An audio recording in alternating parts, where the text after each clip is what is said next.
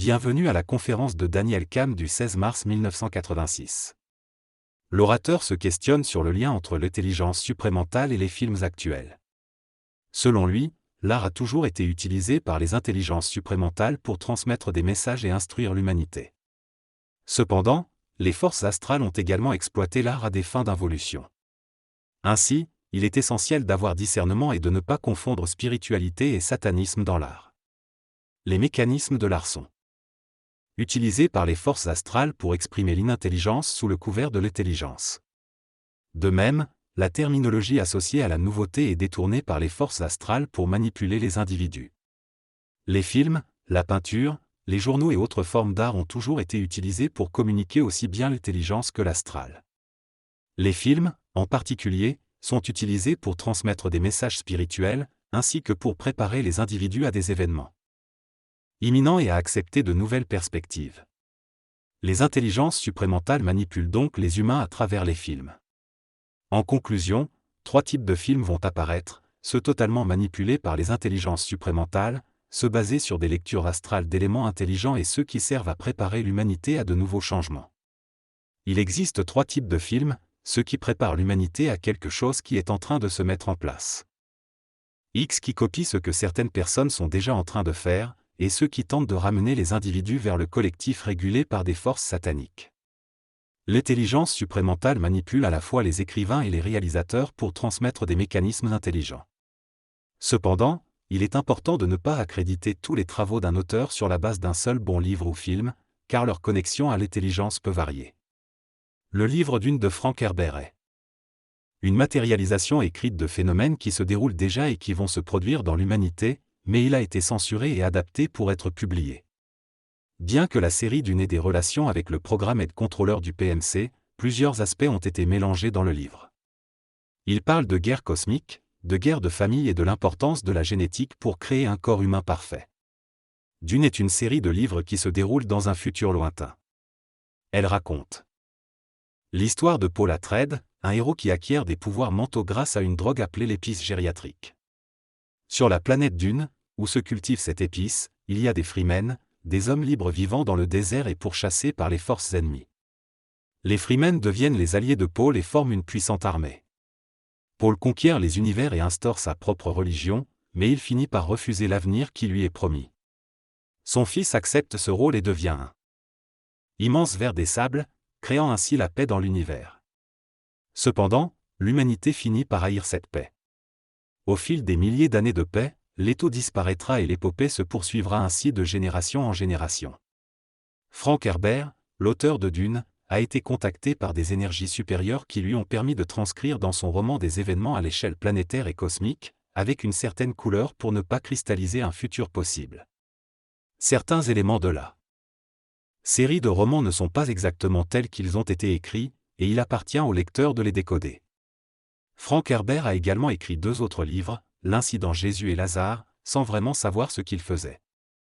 Carlos Castaneda, quant à lui, a été manipulé par les plans spirituels de la Terre, même par Satan pendant un certain temps. Il a expérimenté les aspects les plus sombres de l'humanité sans en avoir conscience.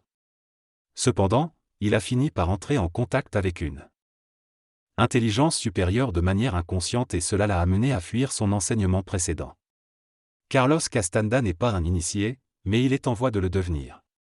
Ses premiers écrits ne sont pas à retenir, sauf pour ceux qui ont la capacité de discerner le travail astral à l'intérieur du travail suprême. Le film Dune, qui est sorti récemment, a échoué à transmettre intelligemment les messages des livres. Le cristal magique et le Seigneur des Anneaux, quant à eux, expriment les forces belzébusiennes, les mythologies et les légendes qui habitent la Terre dans une forme illusoire d'évolution.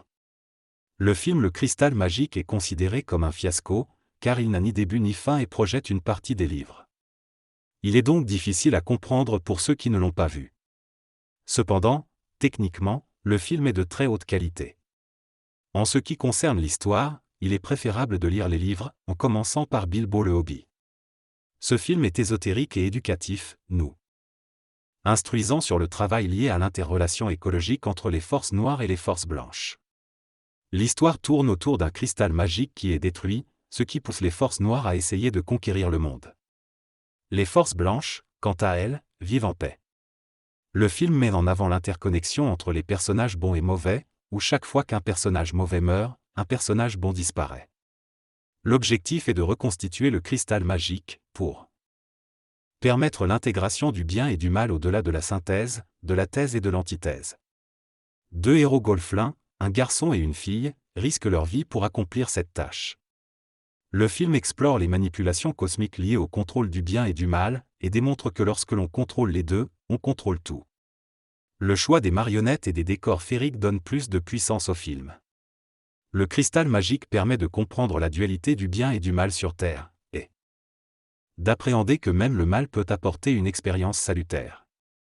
Dans le film, les forces blanches ne veulent pas tuer les forces noires, car elles savent que chaque fois qu'un mauvais meurt, un bon disparaît.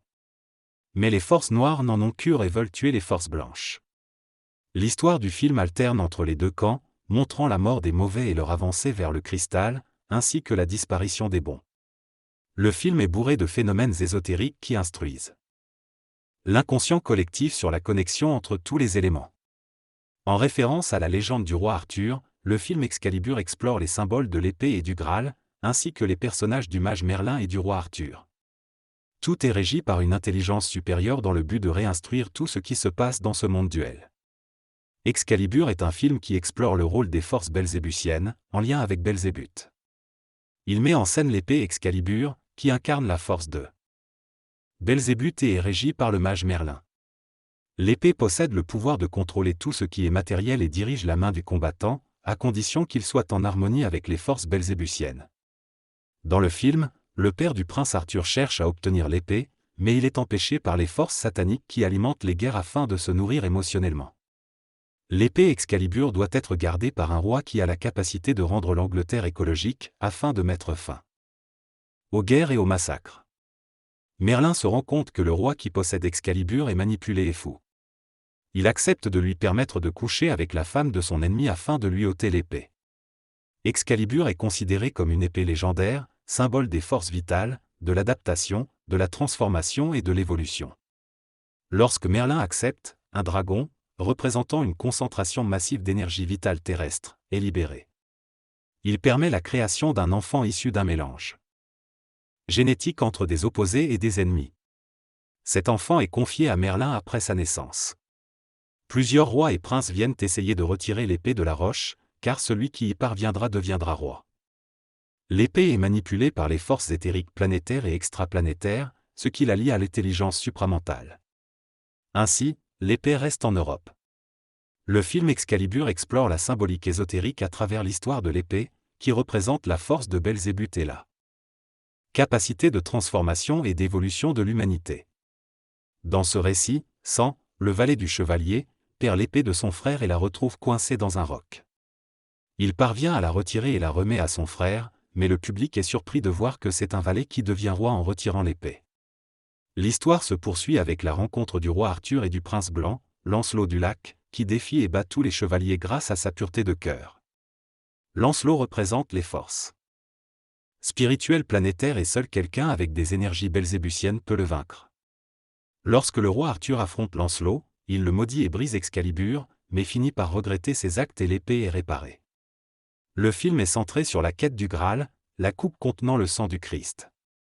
Il manque l'énergie mentale nécessaire pour faire de l'Angleterre un royaume divin. La demi-sœur d'Arthur devient une sorcière et a un enfant destiné à tuer les chevaliers de la table ronde. C'est Perceval, un simple valet, qui découvre le Graal.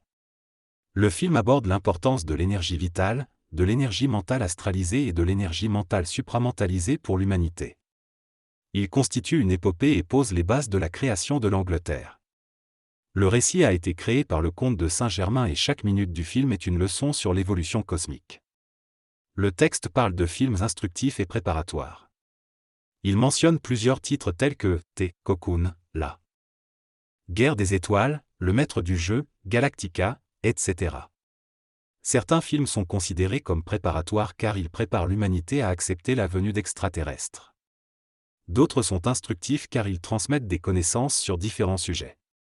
Par exemple, le film Cocoon explique l'utilité de l'énergie vitale dans une piscine pour réénergiser des cocons vieillis. Les personnages magnétisent une piscine pour y placer des cocons, mais des personnes âgées d'un hospice découvrent Par hasard que se baigner dans cette piscine les fait rajeunir. Cependant, l'épuisement de l'énergie vitale dans la piscine finit par tuer certains cocons. Le film dont il est question est un film préparatoire à des réalités biologiques et bio-vitales qui seront vécues par l'humanité. Il présente des extraterrestres et cherche à familiariser les spectateurs avec leur existence.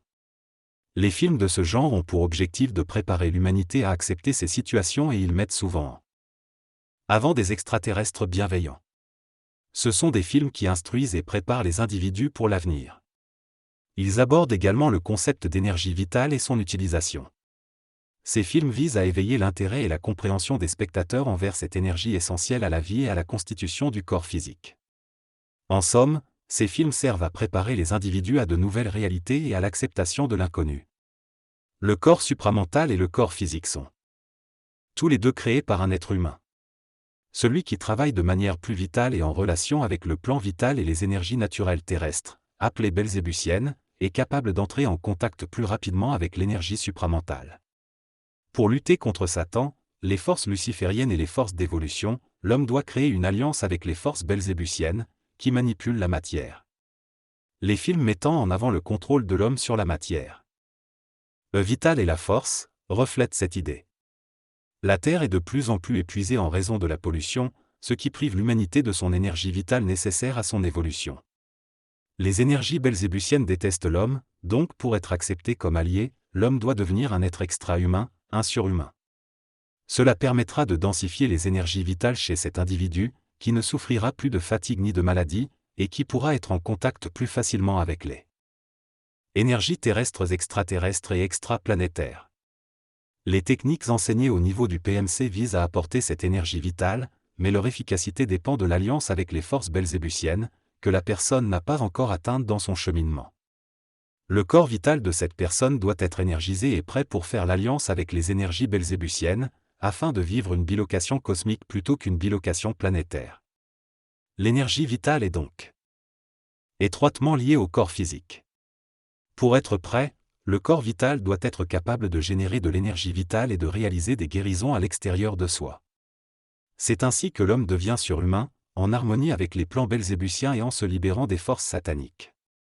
Dans la deuxième partie, on reviendra sur ces énergies belzébusiennes et sur la manière dont le travail PMC et le travail de l'homme doivent les diriger vers cette alliance avec les énergies terrestres. On mentionne également les références à des films tels que Icytaliste et Dune qui abordent le thème de l'évolution. Les films mentionnés dans cette synthèse abordent différents sujets liés à l'évolution, à l'énergie vitale, à la survie, et à la manipulation de l'humain par des forces surnaturelles. Dans Seigneur des Anneaux, on explore l'évolution de personnages impliqués dans une quête épique. Cocoon évoque l'énergie vitale. L'âge de cristal présente une société post-apocalyptique dans laquelle les individus sont contrôlés par un système de cristal. Le cercle de fer parle de l'initiation spirituelle à travers un voyage pour trouver le savoir ultime. Le cercle du pouvoir est un film psychologique préparatoire. Le maître du jeu et Jonathan Le Gueula abordent des thèmes liés à l'initiation et à la manipulation. La guerre du feu explore l'évolution de l'ego psychologique chez l'homme. D'autres films tels que Retour vers le futur, La forteresse noire, Bandit, Android T et L'Exorciste explorent des éléments liés à la possession et aux forces vitales. Enfin, Indiana Jones enseigne que lorsque l'humain refuse d'abandonner, il peut accomplir de grandes choses. Mais le résultat final ne sera jamais atteint par le personnage, ce qui crée une situation humoristique. Nous allons faire une pause d'environ 20 minutes. Si vous avez des questions, préparez-les et déposez-les ici, sur la table. Tout est bon, tout est bon, tout est bon.